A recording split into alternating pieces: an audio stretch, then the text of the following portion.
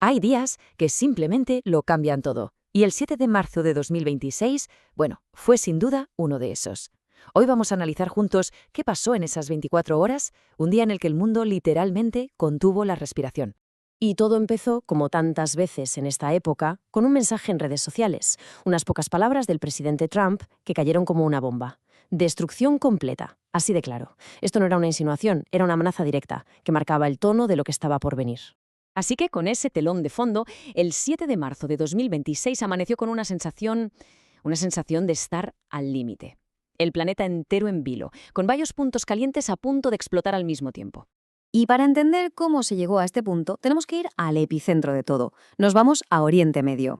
Fijaos en el contraste, es que es brutal. Por un lado tienes a Trump hablando de destrucción completa, de golpear muy duro, y por otro Irán, que pide disculpas a sus vecinos, habla de malentendidos, pero ojo, deja claro que no piensa rendirse.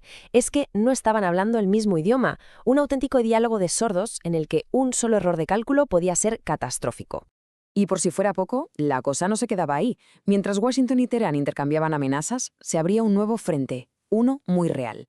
Hezbollah empezó a lanzar drones y cohetes desde el Líbano e Israel respondió con todo, ofensiva terrestre.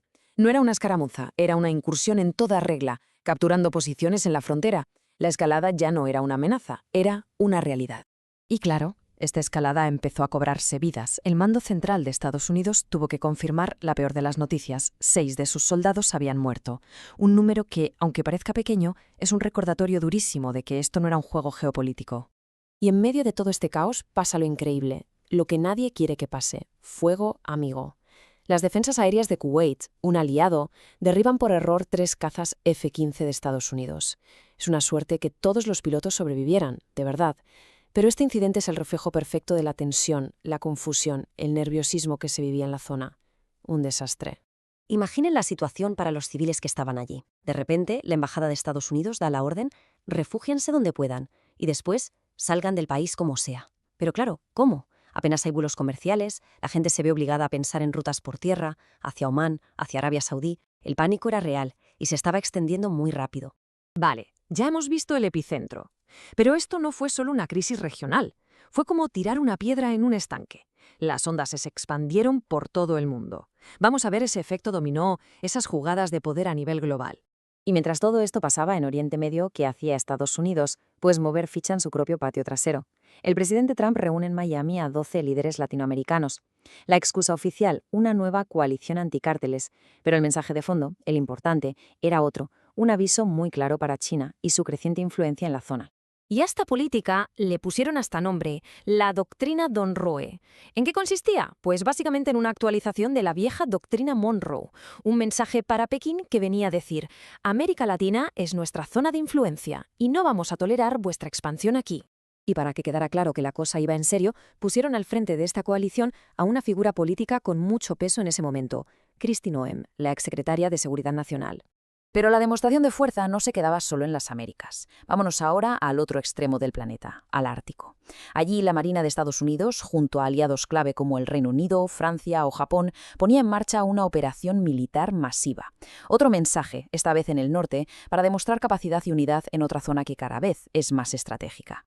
Y aquí tenemos un ejemplo perfecto de cómo esas ondas de las que hablábamos llegaban a todas partes. Fijaos en la India. Se mete en un lío diplomático con Estados Unidos. ¿Por qué? Por permitir que un buque de guerra iraní atracara en uno de sus puertos. La India lo llamó un gesto humanitario, pero para Washington, bueno, era otra cosa. Las alianzas de toda la vida puestas a prueba por el conflicto. Claro, toda esta tensión, todas estas maniobras militares y diplomáticas, al final alguien las paga. Y el coste empezó a notarse donde más duele: en la economía global y, en última instancia, en el bolsillo de la gente. La clave de todo está en un punto geográfico muy concreto: el estrecho de Hormuz. Piensen en él como una de las arterias principales del corazón de la economía mundial. Por ahí pasa una cantidad bestial del petróleo que consumimos. Si esa arteria se tapona, o incluso si solo hay riesgo de que se tapone, la economía global sufre un infarto. Y aquí lo vemos perfectamente. Es una cadena. Primero, el miedo en el estrecho hace que Kuwait reduzca su producción de petróleo. Segundo, Corea del Sur, que depende muchísimo de ese petróleo, se asusta y activa un fondo de emergencia gigante. Y tercero, el golpe final llega al consumidor. En la India, por ejemplo, el precio del gas se dispara. Es una línea recta que conecta un conflicto en Oriente Medio con la cocina de una familia en Asia. Pero ojo, que los problemas económicos no venían solo de fuera. Dentro de Estados Unidos, la cosa también estaba que ardía. Nada menos que 24 estados deciden demandar al gobierno de Trump por su famoso arancel global del 10%. Esto nos muestra una fractura económica interna muy, muy profunda.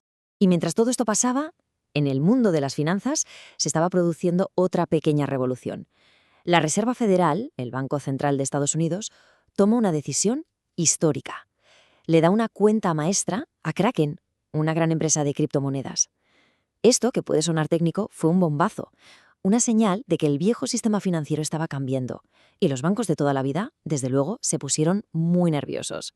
Bueno, hemos visto muchos frentes abiertos, ¿verdad?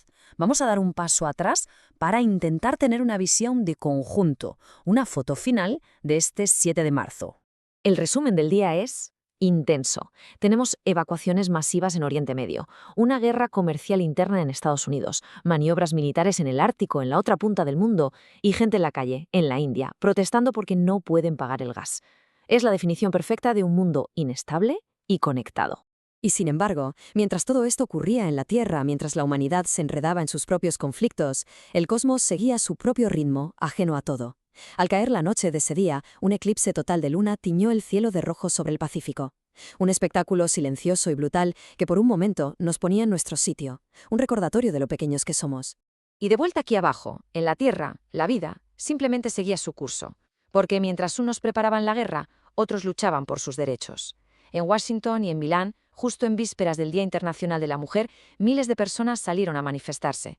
Una prueba de que el pulso de la sociedad, de las luchas sociales, no se detiene ni aunque el mundo parezca a punto de estallar. Y esa es la gran lección de este día, un solo día que nos enseña lo increíblemente frágil y conectado que está todo. Como un mensaje en una red social puede provocar una crisis militar que a su vez hace que suba el precio del gas en otro continente. Todo está unido. Y después de un día como este, la gran pregunta que nos queda es ¿y ahora qué? ¿Qué pasará mañana?